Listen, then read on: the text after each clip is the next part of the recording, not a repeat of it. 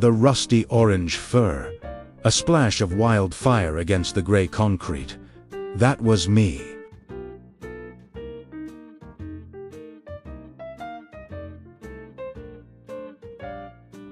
And my rabbits were whatever scraps the humans left behind. My name is Flicker, and my story doesn't start in a cozy den, but in the shadow of a rumbling garbage truck. That sound, the grinding and groaning, was my dinner bell. But it was also a warning.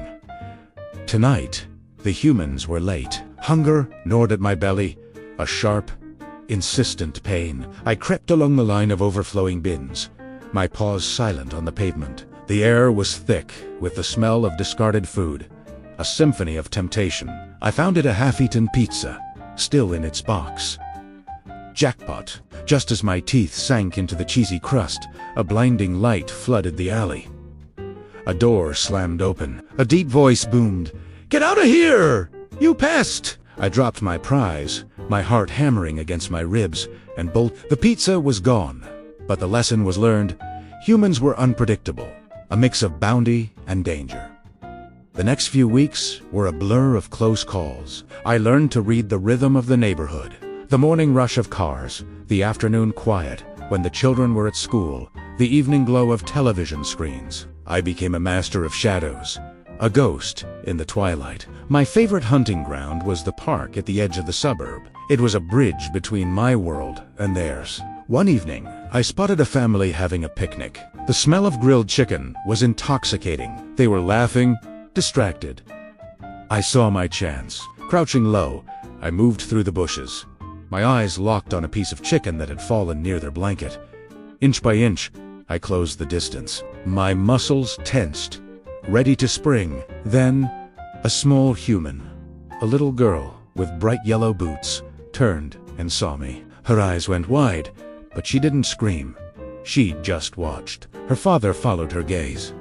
"Look, a fox," he whispered. They weren't angry. They were curious. The little girl tossed the piece of chicken towards me. It landed just a few feet away. I hesitated, my wild instincts screaming at me to run. But the smell, the hunger, it was too much. I snatched the offering and disappeared back into the trees. The savory taste of chicken, a welcome relief. This encounter changed things. Not all humans were a threat. Some were a source of unexpected kindness. But that didn't mean I could let my guard down. My greatest rival wasn't a human, but another fox, a big, scarred male I called Scar. He was the undisputed king of this territory, and he didn't like sharing. We clashed often, usually over the best scavenging spots. One night, we both cornered a squirrel near an old oak tree. Scar lunged, but I was quicker, using my smaller size to dart under his attack. We snarled and snapped, a whirlwind of fur and teeth. The fight was brutal, a dance of dominance. He caught my ear with a sharp bite, and I yelped in pain, but I managed to land a scratch across his nose before retreating. I didn't win the squirrel, but I earned a sliver of respect. He knew I wouldn't back down easily. Winter arrived, blanketing the world in a cold, white silence.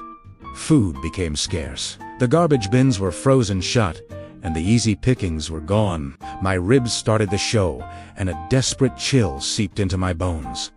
One night, a blizzard raged, piling snow in deep drifts. I was weak, huddled under a thick evergreen, shivering uncontrollably. I thought this might be the end. The wind howled, and the cold was a physical weight, crushing me. Then, through the storm, I saw a light. It was the house with the little girl in the yellow boots. A small door on their garage, one I'd noticed before, was propped open just a crack. It was a terrible risk, but staying in the blizzard was certain death. Trembling, I pushed my way through the small opening. Inside, it was still cold, but the wind was gone. The air smelled of oil and sawdust. I found a pile of old blankets in a corner and burrowed in, my body finally starting to thaw. I expected a shout, a broom, a brute. None came.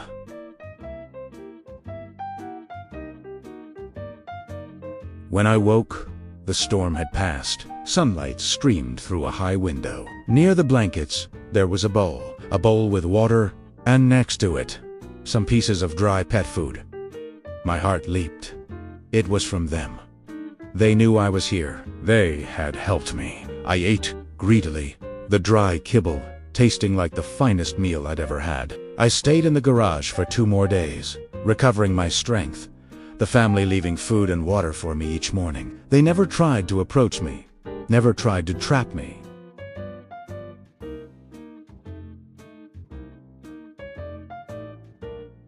I pushed the small door open and slipped back out into the bright, snowy world. Spring returned, and with it, life. The trees budded, the birds sang, and the hunt was good again. I was stronger now, and wiser. I even saw Scar again. He looked thin and worn from the hard winter. We saw each other across a lawn, and for a moment, we just stood there. There was no growl, no challenge, just a silent acknowledgement. We had both survived. I had my own territory now, a section of the neighborhood I knew like the back of my paw. I knew which houses had leaky bird feeders, which gardens grew the sweetest berries, and which alleys offered the best leftovers on trash day.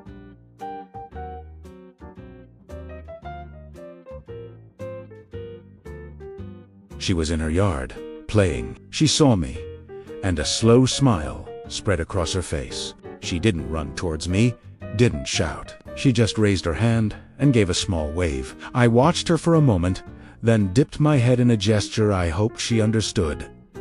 A thank you. A sign of respect between 2 very different worlds that had, against all odds, learned to coexist. My life was still a daily struggle for survival. A constant tightrope walk between the wild and the tamed. But looking at the warm glow of the houses, I knew I was exactly where I belonged.